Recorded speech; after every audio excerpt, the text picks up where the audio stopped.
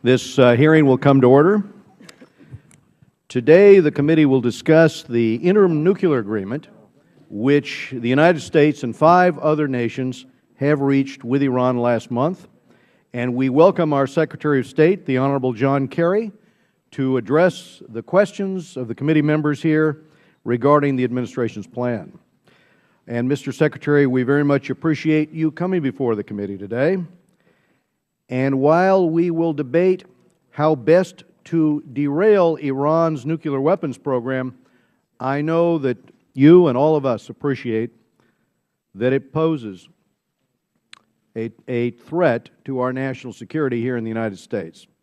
Congress has played a key role in U.S. policy towards Iran, mainly by driving sanctions against the regime. And I'll remind the members of this committee that the legislation which we passed here passed out unanimously. Legislation that the Royce bill, which passed the House of Representatives last summer, passed by a vote of 400 to 20. So we look forward to a constructive discussion today. These are high-stake issues, but I am confident that the spirit of bipartisanship will prevail, as it typically does on this committee, and we welcome our Secretary of State here today. The key issue is whether a final agreement would allow Iran to manufacture nuclear fuel. Unfortunately, the interim agreement raises some questions about this. My concern is that we may have bargained away our fundamental position, which is enshrined in 6 UN Security Council resolutions. And that fundamental agreement is that Iran should not be enriching and reprocessing. And we may bargain that away for a false confidence that we can effectively block Iran's misuse of these key nuclear bomb-making technologies. Just within the last few days, Iran has announced plans to press on and improve its centrifuge technology in order to enrich uranium. Meanwhile, on Wednesday, we had the comment from the Foreign Minister of Iran stating that Iran was going to continue construction at the plutonium reactor at Iraq, which will be capable of producing weapons-grade plutonium once it's operational.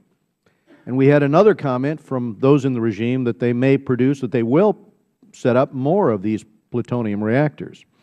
That tells us something about Iran's intentions, and that is why we are concerned about how this agreement will be enforced. Yes, we agree, on the concept of verification, that we have to have good verification. One of the things we remember as we deal with this government in Iran is that it is one that aggressively supports terrorism, supports the most radical groups. In 2006, I was in Haifa when it was being shelled, and it was being shelled specifically with Iranian missiles and missiles provided, rockets provided by Syria. This is a regime which, as we were reminded not too long ago, Mr. Ted Deutsch reminded me that when we heard the rally and the slogan, "Death to America," it was not just the Basiji that were marching. It was members of the government as well that were shouting, "Death to America."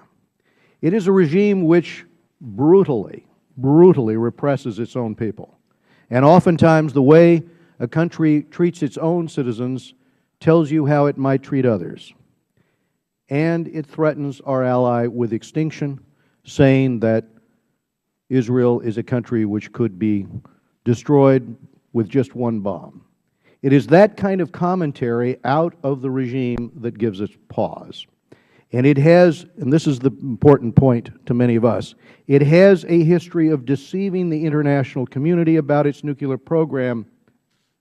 The director of the IAEA raised that concern with me. It has that history, and it's pursuing a ballistic missile program in violation of UN Security Council resolutions as well. So Iran is not just another country. It simply can't be trusted with enrichment technology because verification efforts can never be foolproof with respect to their ability to get undetectable nuclear breakout. That's one of the concerns we have. And an agreement in which Iran purchases and returns spent nuclear fuel for energy generation is one thing. That's something that we were willing to get an agreement on. But allowing enrichment, I feel, is too high, going beyond the lines of realistic international control. There's been a lot of talk about whether Iran has the right to enrich technology. This committee has held several hearings on the Non-Proliferation Treaty over the years. It is clear that Iran has no such right under that treaty.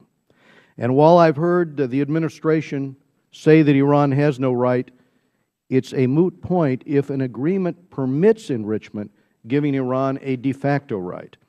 The proposed sanctions relief is another concern. The sanctions pressure that drove Iran to the negotiating table took years to build. While the interim agreement relief is limited, governments throughout the world will not be easily convinced to reverse course and ratchet up sanctions pressure if Iran is only buying time with this agreement. Moreover, companies have stayed away from Iran as much due to the atmosphere of international isolation as to the letter of U.S. sanctions law. I am concerned that that may now be lost, because foreign-based oil companies have jumped to start discussions with Iran. This is the headline from Wall Street Journal: Iran deal opens door for businesses. We've got to counter that impression. Lastly, a point I want to make is that sanctions have worked elsewhere. International sanctions pressure brought down the immoral apartheid regime in South Africa.